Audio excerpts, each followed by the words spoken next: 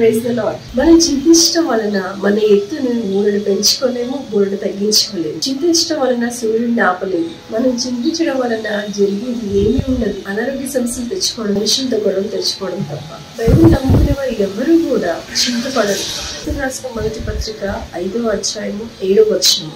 ఆయన మిమ్మల్ని గురించి చింతించుచున్నాడు గనక మీ చింత యావత్తును ఆయన మీద వేయండి. యేసుక్రీస్తు వారు ఈ భూమిలోకి వచ్చినప్పుడు రేపటిని గురించి మీరు చింతించకూడదు అని చెప్పాడు.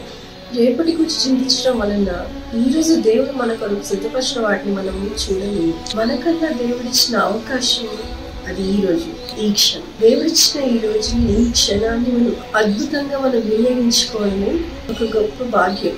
చింతించడం వల్ల మనం ఏమి మార్చం. ఒకవేళ చింత ఏదైనా ఉన్నప్పుడు దేవుడి మీద వదిలేసి, దేవుడి మీద వదిలేయడం అంటే అది బలహీనం చేసే పని కాదు.